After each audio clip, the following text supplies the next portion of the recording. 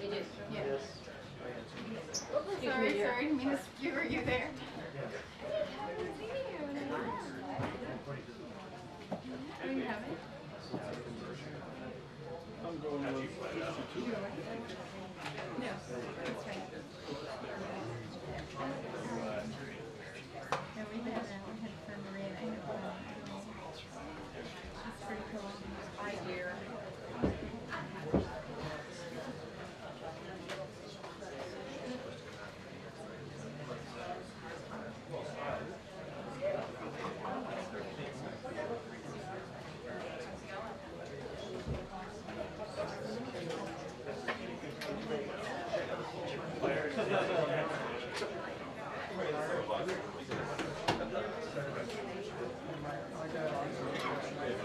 Yeah.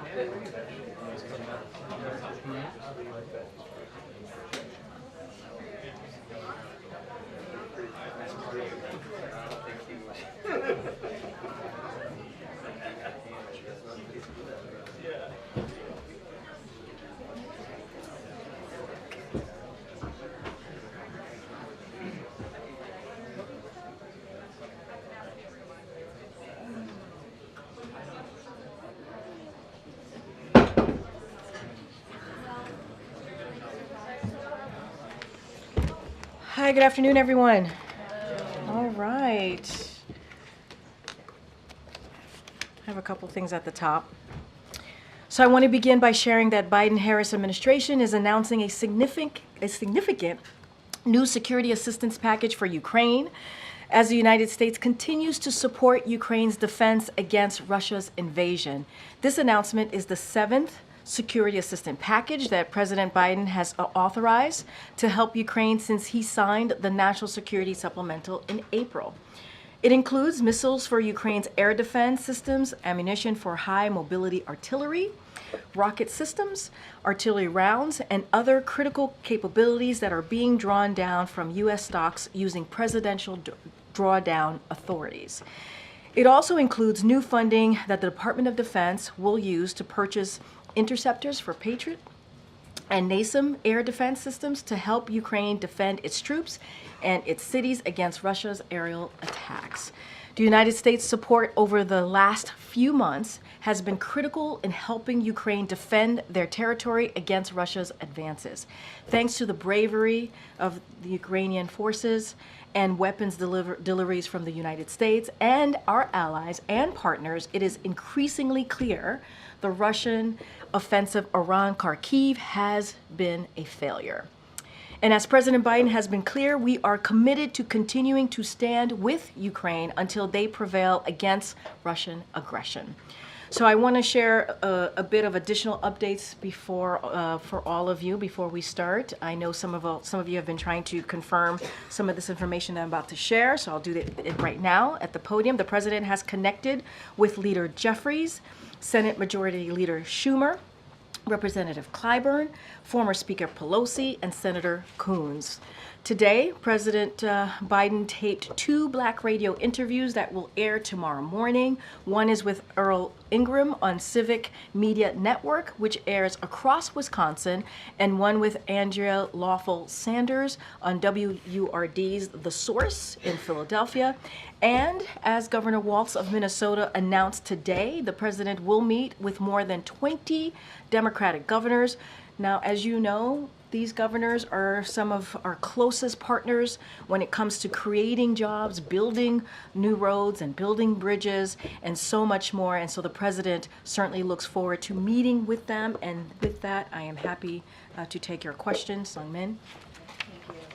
Last night at the fundraiser, the president blamed jet lag for his debate performance, but he was back stateside for well over a week. So does he really need more than a week and a half to recover from traveling in Europe, and is that really what he thinks caused his poor debate So, performance? yeah, just a couple of things, and I do appreciate the question because you know, the president has certainly spoken to this many times about the debate, and so he had an opportunity to do that in front of supporters, and as you just stated, he did that.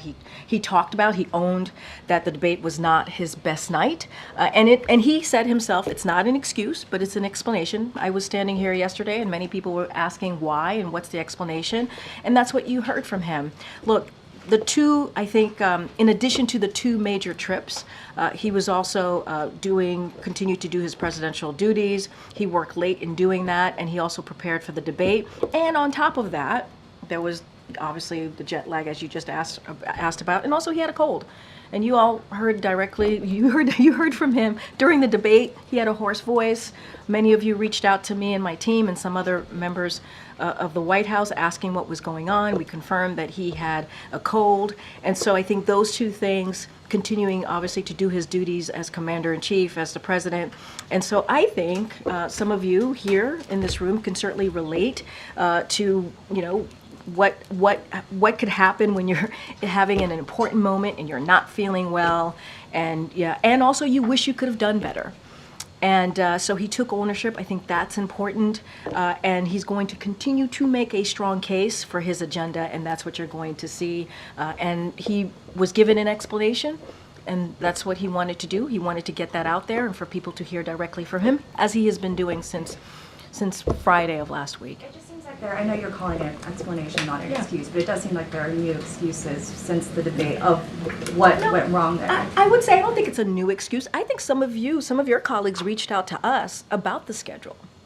Some of your colleagues asked if the schedule was too strenuous or was it because of the jet lag, and so we are laying out and explaining exactly what happened. You heard from the president, you've heard from me, and it was, you know, indeed a schedule where, you know, the president traveled 6 time zones forward to G7 in Italy, 9 time zones back to LA, and 3 time zones forward again to DC. That's something that one of the print pooler on that day laid out for all of you and those who read the pool notes. And on top of that, he did have a cold. So it is an explanation. I don't think it is an addition. I don't think it's, we certainly don't want to explain this away.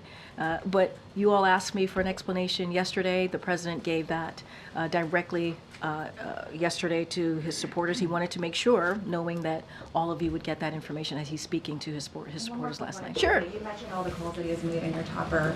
Why wasn't he doing that on Friday, and why wasn't he doing this sort of damage control? Why was he waiting to do that until middle of this week? I mean, look, I was asked a similar question by one of your colleagues yesterday, and look, you know, the president obviously right after the debate, he visited 4 states in 2.5 days, gave a couple of remarks. He met with supporters, whether at the Waffle House or in Atlanta at a watch party, or in North Carolina where there were hundreds of supporters there in Raleigh. And so he was busy dealing with his schedule, and also speaking directly and engaging with his supporters, and then spend time with his family.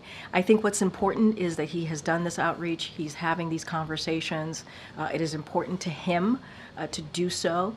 And the folks that I laid out that he spoke to or some of them have been his colleagues. Some of them have been elected officials that he's known for some time. Obviously, Leader Jeffries is a new relationship that he has, someone that he obviously respects, and so, you know, it is. I think it's important to note that they were strong conversations. That's something that the president told me and my team directly moments ago. He was walking around, and we happened to see the president, and he said they were strong conversation. And by the way, he looks great. The vice president's great, and they are ready to continue working on behalf of the American people. Okay, so. Thank you, Karine. Hi. Is President Biden considering stepping down? Absolutely not. And you heard, I believe, directly from the campaign as well. Given the groundswell of concern from fellow Democrats, from donors, from supporters, doesn't he owe it to the American public to reflect on whether he should step down? I mean, look, it very much into Sung Min's question, in my answer to her question, where he had an opportunity to talk to supporters. He's done it a couple times at this point and laid out what happened on that night. Talked about how he understands, and it was not his best night. He understands that it is fair for people to ask that question. But we cannot forget his record and what he's been able to do. We cannot forget how he has been able to deliver for the American people for almost 4 years. That matters too. And he has the most historic record administration, the most in modern politics, and that should matter.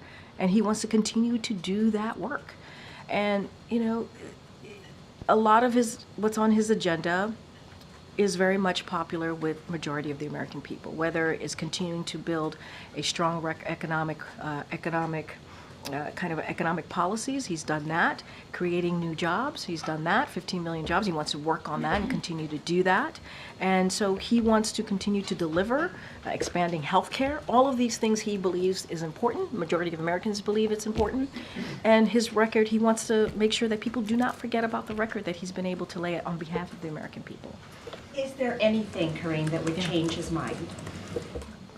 Look, I cannot lay out something that would change the president's mind. He has been very clear, and he's going to continue to build on the unprecedented record that he's been able to lay out for the American people. That's his focus right now. Thank you. Gotcha. Thank you, Karine. What does the president do outside the hours of 10 a.m. and 4 p.m.? Well, you heard him speak to supporters yesterday outside of 4 p.m. You saw the president land in North Carolina in the middle of the night at 2 o'clock.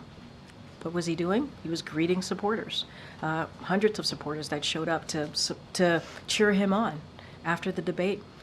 You saw him speaking at 9 o'clock or at night in New York in front of supporters. So he's been pretty much out there after the hours of 4 p.m. and before 10 a.m. for sure. And so that has been something he has consistently done over the past couple of days for sure, for certain. Have an afternoon nap every day. Let me be very clear about this. This is a president that wakes up every morning and puts the American people first. That's what he does.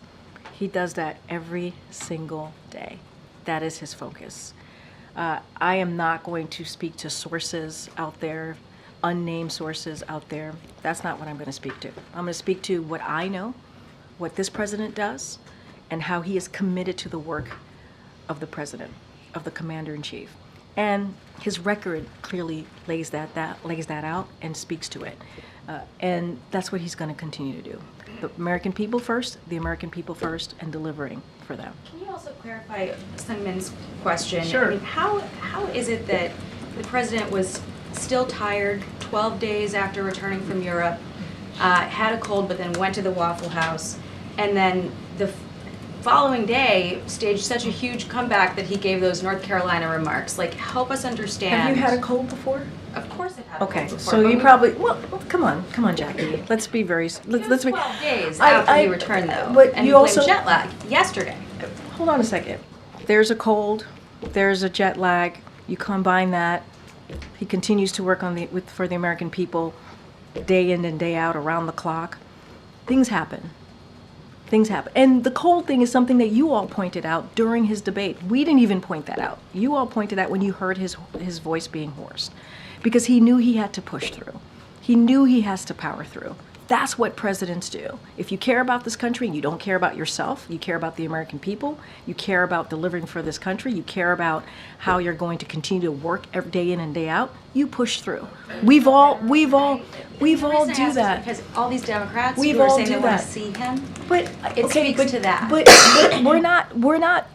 we didn't share that information ahead of time. You all asked what was going on, and then we shared that information. We didn't use that before the debate. You all asked, hey, is he under the weather? And we confirmed that he was under the weather. He pushed through. That's what this president does. He is going to continue to fight for the American people. So he pushed through it. I think anybody who does that, not just the president, should be commended. And he also said, you heard him say this on Friday, when you get knocked down, you get back up. That's what you saw. Is there any discussion that if the president were to suspend his campaign, that he would also resign? Are there any discussions about the absolutely vice not. president assuming his duties? Absolutely not. Go ahead, Kelly. Does the president have a duty to review data, like polling information that's coming in, donor information, the fears and concerns or anxieties expressed by Democrats? Does he have a duty to review what's happening now? When you say a duty, can you say more about the duty You're saying piece? that he's absolutely running. Yeah. Well, he's saying that, and I'm sharing with you his view. And we would invite the president to come here and tell us that directly. Noted, Kelly. But he's awake. That's inappropriate. As you heard from your colleague, the president of the WHCA, that's inappropriate. Thank you, Kelly. My question is, information is coming in, an assessment is happening within the party. Does he have a duty to review that? Has he closed the door on reviewing the data? So I'm going to be really mindful, because obviously you're asking me about campaign numbers and data that's coming in. And look, what I will note is that this is a president that looks at everything, takes in all the information. It's important to him to do so. I don't want to get into hypotheticals here. That's not what I'm here to do.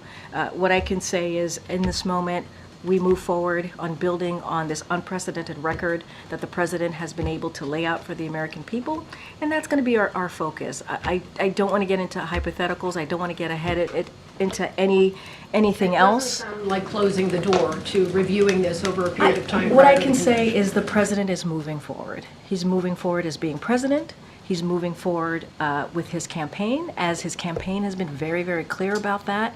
That's what I can speak to, and that's what I can say, and that is the president's focus. The president's focus is how does he continue to do that work, and anything else that we're hearing or that's being reported is absolutely false. Is the president telling people he's evaluating the Absolutely race? false. That is absolutely false. I saw that reporting. We were not given enough time to get back to that reporting, just a couple of minutes, and we asked the president. The president responded directly when asked about this question because we said that we would, and the president said it is absolutely false. That's coming directly from him. What steps would the president be taking, or would you as a team plan, to try to prevent another episode in public that would be deemed worrisome? I would not call it an episode. I would call it, we had a bad night, right? It was not his best night. He had a cold, he was jet lagged. You heard directly from the president about this. And when we get knocked down, when he gets knocked down, he gets right back up. And that's what I would focus on. The president continuing to be very steady and continuing to work for the American people. But just to follow up on Kelly's question, do you think the president feels like the coming days are very critical for him, as you laid out all these events that he's going to be doing? Yeah.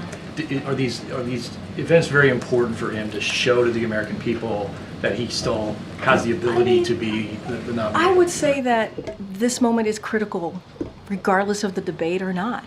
We are living in an important moment right now. Everything is at stake. And I got to be mindful because this is all connected to what's happening in November. And I think any leader would say they always have to prove to themselves to their constituents, right? It is a day in and day out work.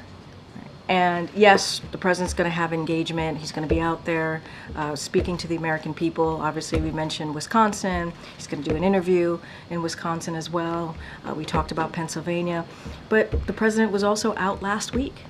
Atlanta, North Carolina, New York, where he saw supporters. This is a president that has been consistently out there talking directly to the American people. He understands, as you all asked me about the economy and what people are feeling, he understands that they have to hear directly from him, and he has to continue to do that so that he can lay out his agenda. He can lay out what he wants to continue to do. It's always going to be part of the calculation, right? To continue to prove to the American people that he can continue to do the work and deliver on behalf of the American people. And Jeff had the staff meeting today. Can you just give us a rundown of really what he tried to get across? And is there a morale issue in the White House right now? It's a fair question, and I do have a couple things I want to say. As you just said, the Chief of Staff, Jeff Zients, did have an all-staff call. He wanted to gather the team across the building and acknowledge what the President said himself, right? That the last few days have been challenging. We've been very, very clear in acknowledging that. But we have had an extraordinary record to be proud of, and we know we have more work to do. The President says that all the time. He conveyed the importance of executing on our mission. He talked about the importance of coming together as a team and also having each other's backs. And so, look, he also said, which I think was really important, and I think every staff wants to hear, that the Chiefs of Staff door is open and is open to hearing directly from them any questions or any concerns. And, you know, I think that's what you do as a leader. Okay.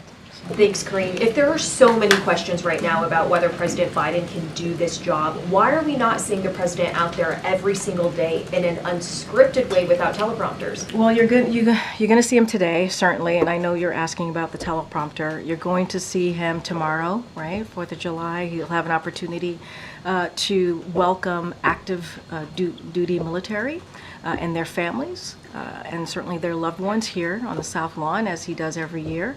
And I think that's going to be important. He'll be able to engage with them and thank them directly. And you'll see him in Wisconsin, and you'll continue to see him, obviously, in the upcoming weeks. Look, it is not unusual for a president to use a teleprompter. It isn't. It is not unusual. That is something that presidents have done in the past. I think what we also have to remember, and I'll keep saying this because I think it's important to not forget, that he has the strongest economic recovery in modern history. He has led a historic midterm win when everybody was talking about a red wave, and he's been able to defy that and deliver by being a leader, right? Obviously doing the midterms as a Democratic leader. And he's going to continue to work to get lower costs. And I think that matters. I think his record certainly matters. And you are going to see him, continue to see him, having interviews. He's going to do ABC, as you know, with George Stephanopoulos, one of your colleagues. That's not scripted. And he has done more than 40 interviews that have not been scripted. Interviews do not have a script this year alone. So you'll see him out there engaging with the American people, and I think that's important. But again, we're now almost a week after the debate. Why doesn't the president just come here right now and answer for himself at this briefing room all of the questions that we have? You asked me a couple things. You asked when is he going to be unscripted? He has been. When he went to visit a diner in a couple of days ago at the Waffle House, when he met with some of the supporters in Atlanta, North Carolina, where hundreds of supporters showed up.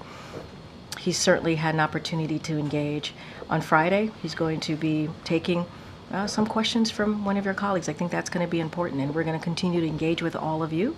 We're going to certainly looking forward to doing that. He'll have a press conference next week at NATO press conference, a big boy press conference, as Justin from Bloomberg stated yesterday. And so we'll do that, and he's looking forward to it. And Karine, President Biden has always promised to tell the American people the truth. So can you be straight with us and the American people? Is the president clear-eyed about what it takes to stay in the race and what it would take for him to drop out?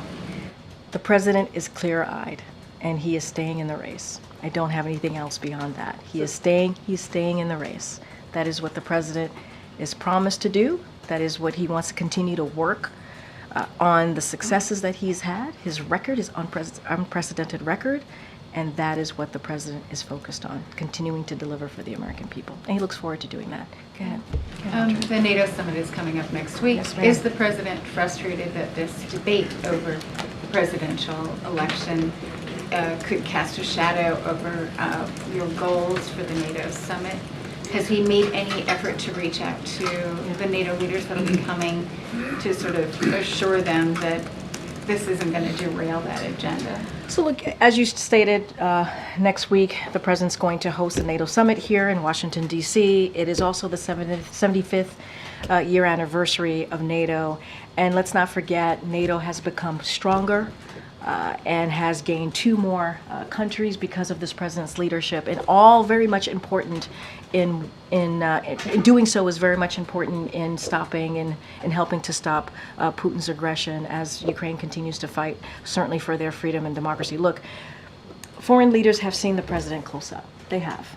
And you know, and close up and personally for the past 3 years. And I think that's important to know. They know who they are dealing with and how effective he has been. I just talked about how NATO has expanded because of his leadership, how NATO is stronger because of his leadership. And I think that's important to note as well. And so, look, you're going to see the president, you know, being a leader in front of these world leaders. You're going to see the president continue to bring these world leaders together. And as it relates to what's happening currently, you heard directly from this president. He understands the criticism. He gets the criticism. He has owned up to it. But he also wants to move forward and continue to deliver on the really critical, important issues that the American people care about. When you think about NATO, you think about foreign policy, it is important to continue our world leadership on that, being leaders and strengthening our national security as well. And that is how the president thinks about this day in and day out. I just want to follow up on the kind of questions about the outreach from the White House. Does the president intend to make any other calls beyond the ones that he's made today to the congressional leadership? And then, you know, Representative Doggett said he reached out to the White House before he made his comments and did not hear back. He said he wanted to speak to President Biden personally about his concerns. Yeah, look, I can't speak to the outreach that he made. I have not spoken to the Office of Legislative Affairs, so I can't speak to that. What I can say is the president certainly has looked forward to working with Democratic leaders and congressional members over the past 3 years. I keep talking about his record, certainly his record when it comes to legislation and getting things done. He couldn't have done it without Democrats like Doggett, and appreciates his obviously his support and his partnership. I can't speak to outreach. It's not something that I've spoken to the Office of Legislative Affairs about. And look, the president. Sorry. Sure. You want to take that? I know. He's like, you just brought me up in the briefing room. I have something to say.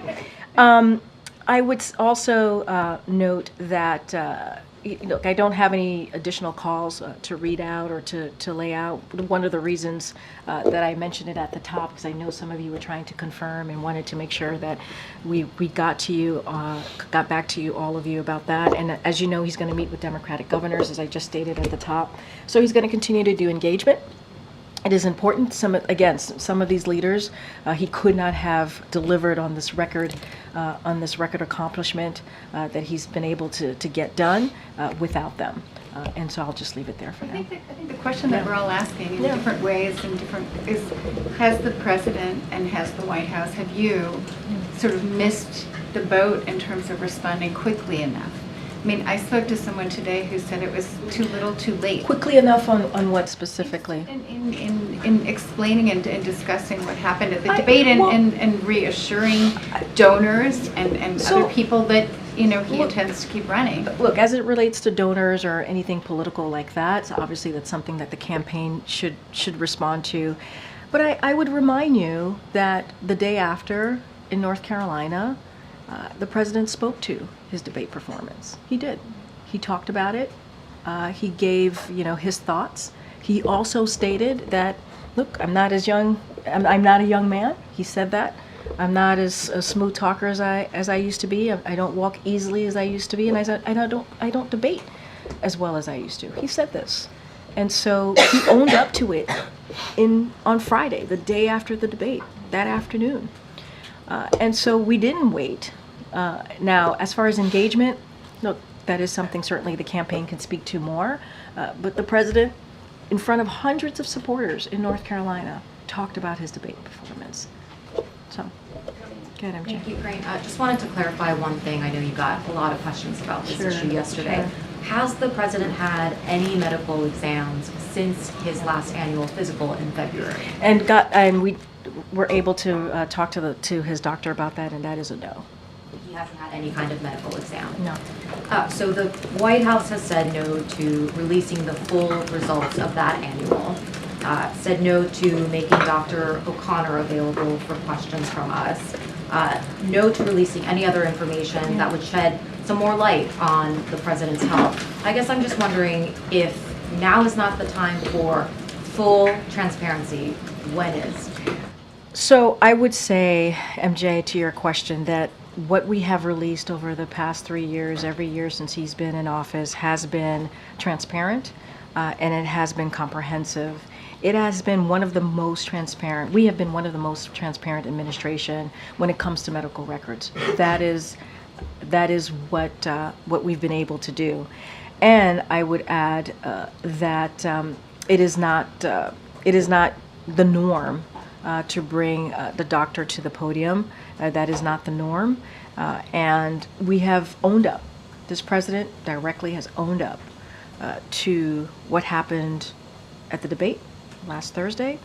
He's talked about it multiple times, and directly to supporters, directly to the American people.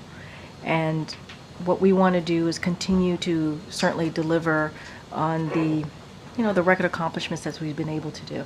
I understand that you feel like the White House has been thorough in the medical records that you all have released, but obviously you're getting these questions in large part because of what we saw for 90 minutes on Thursday night and people's responses to what they saw, right? A lot of people expressing shock. So why not release more information? What would be the downside? Look, what I can tell you is that we have been transparent. We'll continue to be transparent, and that's what I can share with all of you at this time. And I did want to follow up on what Sungmin brought up, I think others as well. You did get numerous questions yesterday about the president's debate performance. You didn't mention the travel, the jet lag, the foreign trip. So I think you can understand why it was a little bit puzzling to hear the president mentioning that as his explanation for the first time last night. I'm just, can you clarify whether when you took the podium yesterday, did you not know that that was a major factor? And I want to say that is my bad. That is part of definitely part of the explanation of what had occurred. I did know that. I did know that. I did know that. But we were so focused. I was so focused on the cold, and that's what I kind of leaned into and talked about. But yes, his schedule did have something to do with it. It was the schedule and the cold, and I was aware of that yesterday. Can I just ask one other broader question? The president, and I know you will remember this, back in 2020, referred to himself as a transition candidate. He also said back then that he would be a bridge to the next generation of Democratic leaders. Does he still believe that? Yes, I mean, I think his statement stands. I mean, one of the reasons why he picked the vice president, President Kamala Harris, is because she is indeed the future of the party.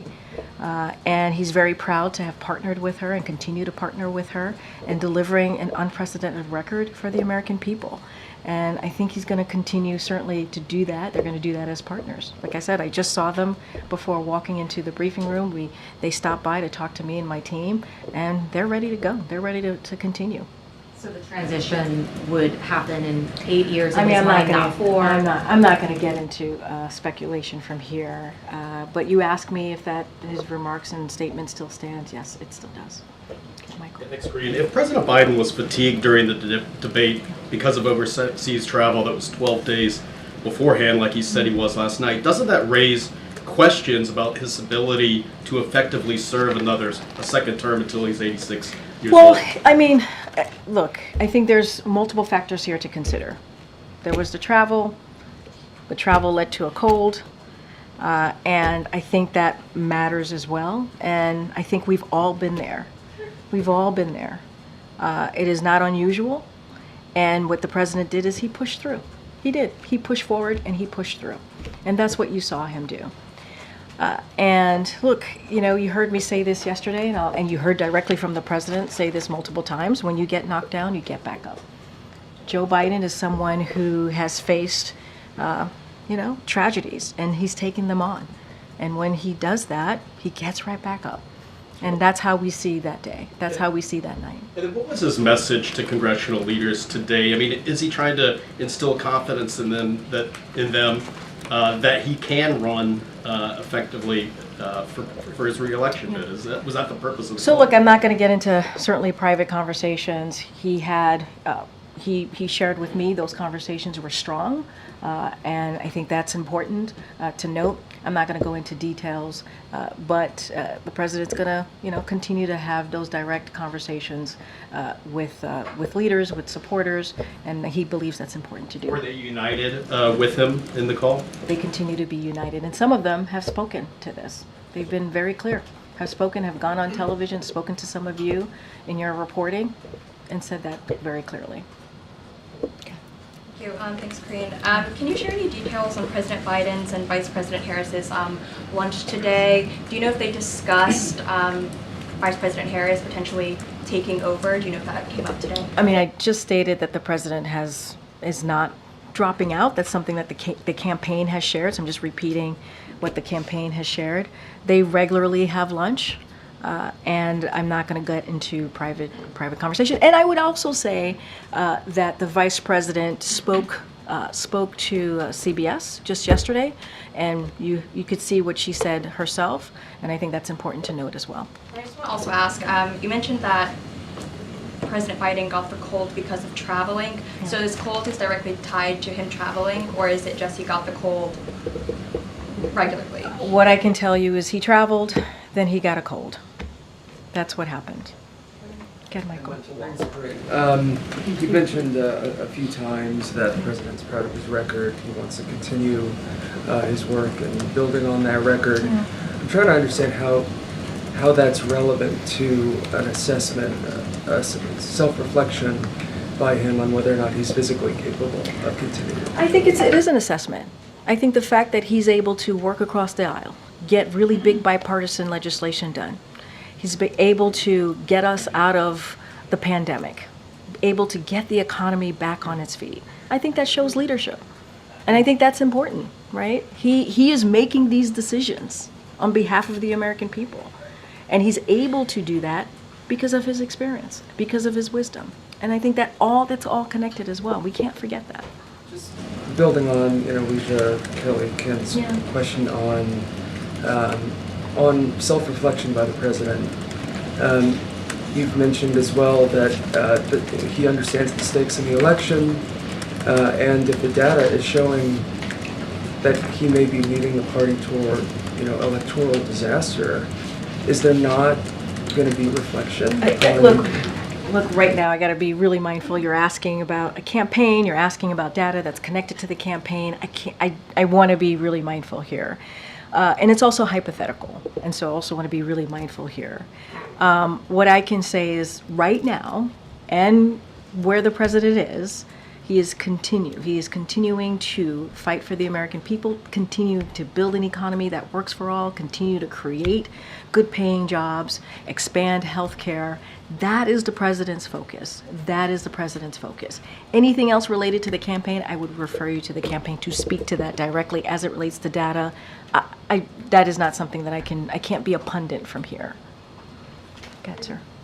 Good, sir. Yeah. Thanks, Karine. I have two questions on Bolivia. First, former President of Bolivia, Evo Morales, and also Argentine President Javier Milei have accused President Luis Arce of staging a self-coup last week. Does the administration believe or have any evidence if this was the case? So, look, I want to be really mindful here. We have seen the false allegations of U.S. involvement in the events of Bolivia on June 26. I know that's something that has come up a couple times, and so want to make sure that it is clear that the U.S. had no involvement in that. Look, we certainly strongly condemn the deployment of Army units in Bolivia in any attempt to subvert a constitutional order. And we are going to continue, and I said this last week, we're going to continue, or the week before, stand by democracy and the people of Bolivia, and that is where we're going to continue to stand. Can I have another one? Sure. With the U.S. government and the Venezuelan government resuming negotiations today, I wanted to get, if you can give us like a clearer picture of what it entails and how far the U.S. government is willing to go. So two questions on that. Would the U.S. government be willing to alleviate sanctions? And is there any plan for Maduro to step down from power without fear of continued legal prosecution? So to your question about the dialogue that's happening, we certainly welcome that, and in good faith, right? The dialogue in good faith.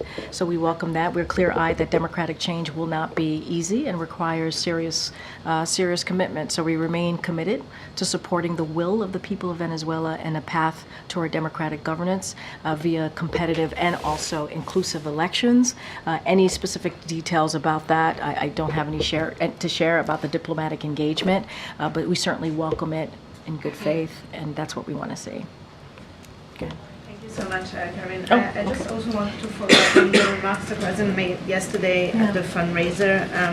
He said that he didn't listen to his staff. So what kind of advice did he get? Because it gives the impression that his staff is asking him to, slow down or maybe cancel some trips or have a lighter schedule.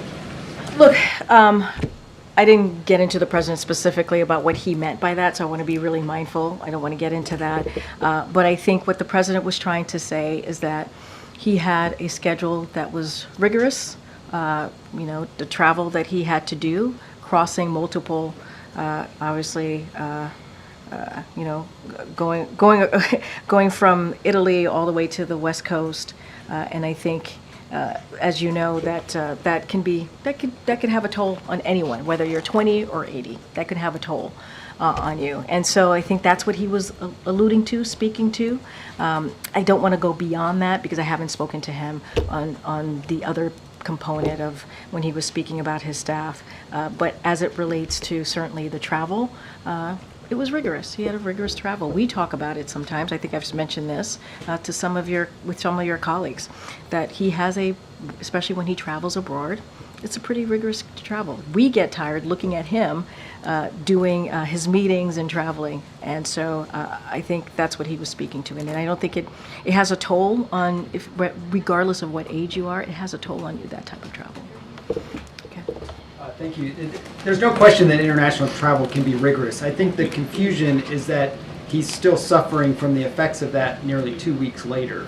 So can you articulate a little bit about, do you guys usually have accommodations for him after he does a trip, that he's going to have jet lag for that long a period of time? So can you, when you say 2 weeks later, what do you mean? Well, the debate, he arrives back in the United States 12 or 13 days before the debate. So his explanation for a poor debate performance is jet lag. So what I want to say is it's the jet lag and also the cold, right? It is the two things and that occurred. And you all heard it in his voice when he did the debate, right? And it is not even something that we shared ahead of time. You heard it in his voice and we confirmed it. And I think that's important to note as well. It is the jet lag and the cold. But I want to be really clear here. This is not an excuse, right? This is not an excuse. You all asked for an explanation, and we're giving it an explanation. It is not an excuse. I don't want that to be the leading piece of this. The only reason we're sharing this, because it was asked of me here, and the president certainly wanted to give an explanation himself, and that's what he did yesterday. We understand that it wasn't his best night. It wasn't a great debate. We understand that. And we understand what supporters saw, what the American people saw, and what you all saw. And so we wanted to give an explanation. So I don't want to get into this, are you giving this excuse, not an excuse? We're giving you what our explanation was. We want to continue to make sure that we do everything that we can to deliver for the American people. That's what we're going to continue to do. I also wanted to ask just about the schedule again. Yeah. Because a lot of high-level Democrats, I think, were concerned with the debate performance, but they've also been almost just as or more concerned about the response since then, that he hasn't done more. He spoke for 4 minutes in public on Monday evening on the Supreme Court decision, and he spoke for about 10 minutes in public yesterday with the emergency weather situation. And he's going to speak today. He's going to go to Wisconsin. He's going to go to Pennsylvania. But it truly is an emergency situation. It's taking almost a week for him to sort of address it. When there's natural disasters, when there's other things happening, he wants to get in front of the cameras and speak to it. In this case, there seems to be multiple days. Matt, I would disagree with you. He did address it. He addressed it on Friday in North Carolina in front of hundreds of supporters. He addressed it. And he talked about an issue that you all ask me about all the time, his age. Like, he took it head on, literally head on. He didn't run away from it. He didn't hide from it. He said, I am not a young man, obviously. I'm not as a good debater as I used to be. I don't talk as smooth. I don't walk as easily as I used to. He said it himself to hundreds of supporters in North Carolina. So I would disagree that he didn't take this head on. He did. He did. He talked about it in front of supporters. He's had one instance with that, and he's called 6 people. But by the way, that matters, right? Engaging with the American people and standing in front of them and being honest about that, and talking about age. Again, something that you all ask me about all the time. He took that right on. Now, he is talking and engaging with leaders. That is something that he's doing. He's having good conversations with them. He's going to meet with Democratic governors, governors who he believes have been really strong partners with him in delivering on some of these historic accomplishments. But I would disagree on him not taking this head on. I mean, being in North Carolina and taking that head on. Obviously, that's not the speech that he was going to give on Thursday, right? Before the debate. So he understood, right, when he got to North Carolina, that he needed to address it. And he decided to do it in front of supporters. And he talked about it. I'm going to go to the back. I'm going to come. Ed. That's great. I want to go back to the NATO meeting, if I could. Sure. Polling this week shows the president losing more ground in the American eyes over immigration, over economy, and foreign policy.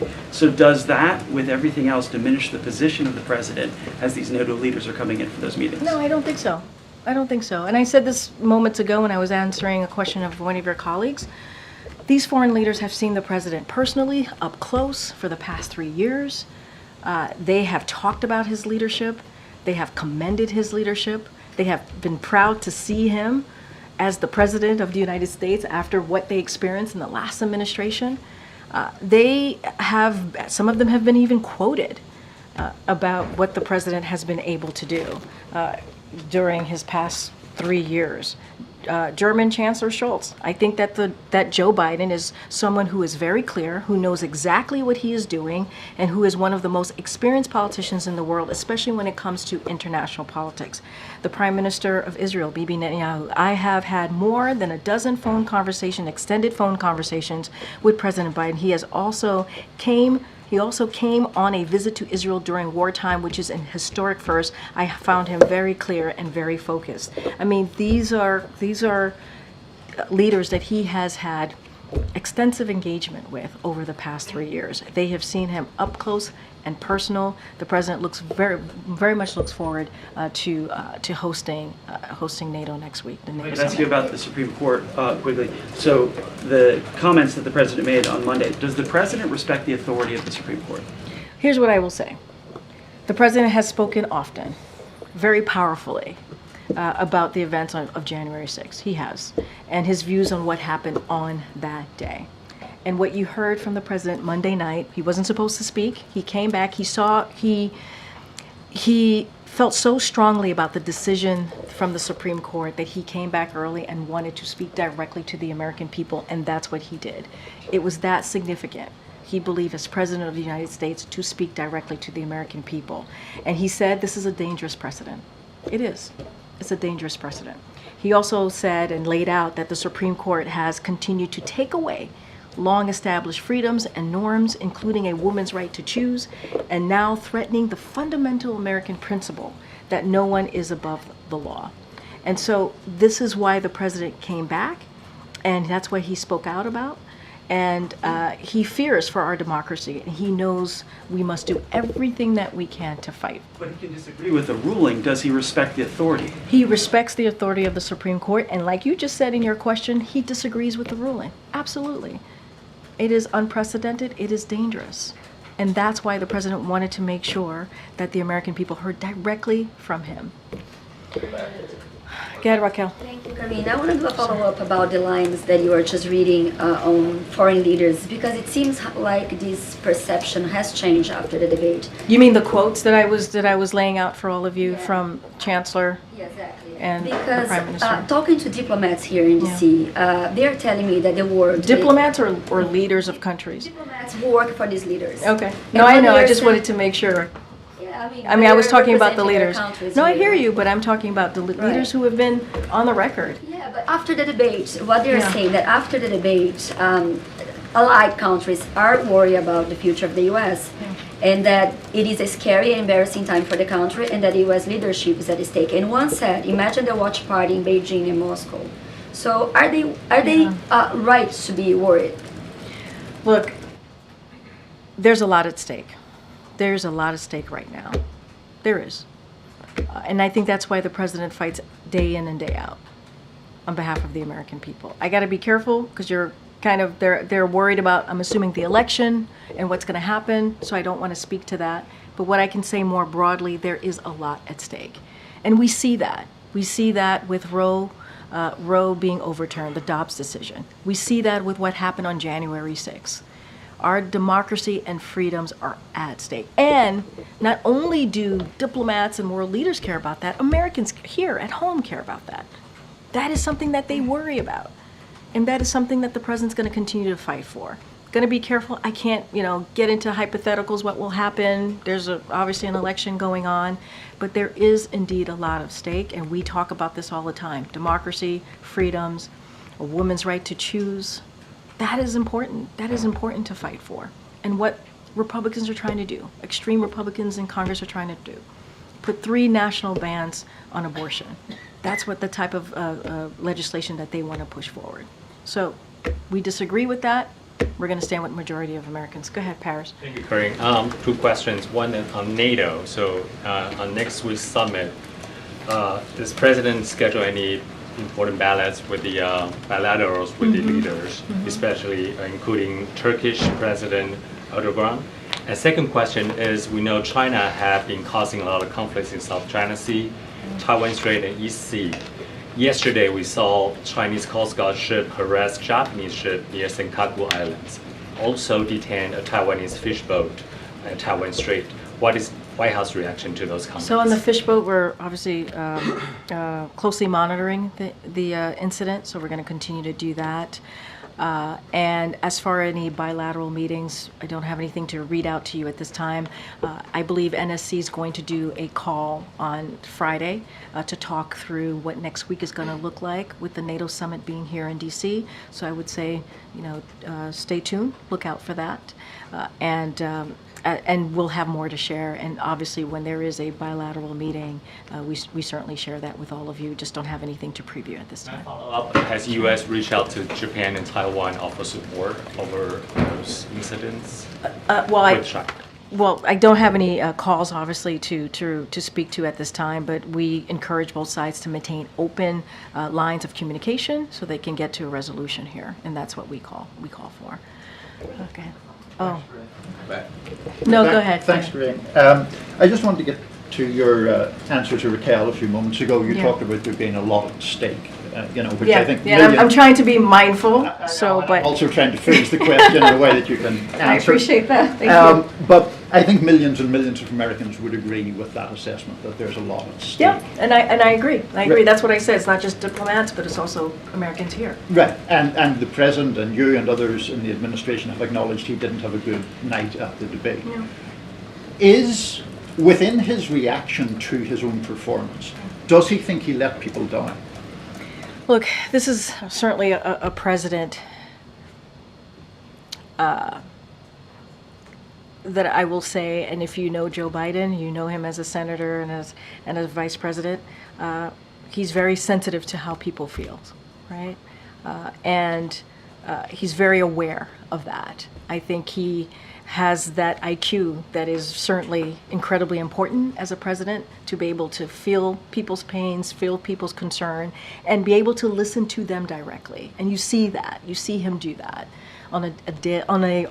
anytime you see him engage with everyday people, Americans. And I think that's what makes this president so unique And I think also because he's dealt with so much tragedy and knows what that feels like. And, you know, I have not asked him specifically that question, but he understands the concerns. He understands what people saw. And that's why he's spoken to it multiple times. And he's spoken about his age, for example, multiple times, not just this past Friday. And he gets it. He gets it. We get it. And so what we're going to do is continue to look forward, continue to work on behalf of the American people. And there is a record here. There is a record here that we can speak to. There is a record here that matters to majority of Americans. We were able to turn some things around, whether it's the pandemic, the economy, expanding healthcare. All of those things matter to the American people. And so that's going to be certainly our focus. But, you know, the president gets it, guys. He does. He gets what people saw and how people felt. I can't, no, but I can't. I really can't. I gotta continue taking questions from the back, and I'm already being pulled. Go ahead, Phil. I'm already being pulled. Thank you. I wanted to ask you about some of the things the president said last week. Last week? Yes. Okay. Obviously, 13 U.S. service members died at Abbey Gate during the Afghanistan withdrawal. And then this year, 3 U.S. service members died in a drone attack in Jordan. And yet the president said, quote, he's the only president this century, this decade, that doesn't have any troops dying anywhere in the world like he did, end quote. I get having a bad night, but how could the president get that so wrong? So I appreciate the question. I really do. And I was asked about this, I believe, in the gaggle on Friday, I believe. And I said this, and I'll just reiterate this now. And again, I appreciate the opportunity. Look, the president cares deeply about our service members. He does. And their families, their immense sacrifices that they've made to take on and he takes on his responsibility as a commander-in-chief, and that is something that certainly he will continue to do. I mentioned moments ago that tomorrow on July 4th, he's going to have active military members here and their families to thank them personally. And obviously their families make sacrifices as well. And as you know, he attended the dignified transfer of the 13, as you just mentioned, brave service members who lost their lives in Afghanistan on August 26 in 2021, and as well as the 3 who lost their lives in Jordan earlier this year. I was there with the president, and you can see how much how important he understood it was for him to be there for that moment, to be there for the families. And so just want to be really clear about that, because he has so much gratitude. And we know that as a country we can never repay them for their courage. But to your question, the president was making a comparison between how many service members have died under his leadership versus in previous years. That's what the comparison that he was making, and he was doing that because he cares so deeply about them and their families, and wants to keep troops safe. And that's what he certainly wants to continue to do. Let's not forget that for some time he carried a card in his pocket about how many service members were wounded and killed in Iraq and in Afghanistan. That's how much it was a reminder to him, the times that we live in. I mean, this president said this century, this decade, but setting that aside, maybe on a different front here, what was the president trying to say when he said that he beat Medicare? He meant to say he beat Big Pharma. I mean, that's what he meant to say. And then finally, you have more interaction with the president than most folks. You know him better than most anyone else. Can you say, do you believe that the president is as sharp today as he was when he took this job? Have you seen any slowdowns? What I can say is this is a president who is strong and resolute in delivering for the American people. That's what I see. I see a president, when I'm sitting in front of him, going through the day or talking about what he's doing next. He is someone that engages with us. He wants to know. He pushes us. He prods us, wanting to figure out like the bigger picture of whatever we're trying to explain to him, or even granular details. So he's as sharp as ever. He is as sharp as ever, as I have known him to be in my engagement and my experience with him. And I know when I walk into the Oval Office or see him on Air Force One, I have to be on top of my game. I do. I mean, and that's just kind of my engagement with him and how it's been for the past couple of years. I know I have to wrap it up. I know. Go ahead, Emily. Thanks, Karine. I just wanted to ask, how is the president's health today? Does he still have his cold or is he feeling better? And then to clarify on the medical exam, because you said he hasn't had one since his last physical, he was on the way to the debate, the doctor was with him, he had a cold, he's 81, does he not get checked out by the doctor? I'm just Well, I curious can how tell that you, works. he did not get checked out by the doctor. It's a cold, guys, it's a cold. And I know that it affects everybody differently. We have all had colds. And so, no, he was not checked by the doctor. What was your other question? How is his health today? Does he still have the Well, cold? I saw him today. My team and I saw him today. He looked great. And he was with the vice president. They both look great. I know I was asked yesterday if he still had a cold. I think if he still has a lingering cold. But he is ready to go. He's ready to go. I kind of have to wrap it up. Go ahead. Great. Sources have told ABC that the president recognizes how difficult his political predicament is. So how has his mood been as of late? Has he been down? Has he been frustrated? I mentioned, I think, multiple times at this point that I got to see him. My team and I got to see him and the vice president. He's great. He's like in a great mood, ready to get things going. He's going to do the Medal of Honor later today. He's going to meet with Democratic governors, and that's kind of what you want to see, right, from your leader. Frustrations with you all What I can say is that he wants to move forward. That's what he wants to do. He wants to move forward. Acknowledge, right? Acknowledge what happened. Be very clear-eyed about it, and very forthcoming and honest about what you all saw. But he also knows that he's the president of the United States. He has to continue to work and deliver on behalf of the American people. That's what he has to continue to do, and that's how he's going to move forward. All right, everybody. Thanks, everyone. Karine, I just got some news that Hamas has given the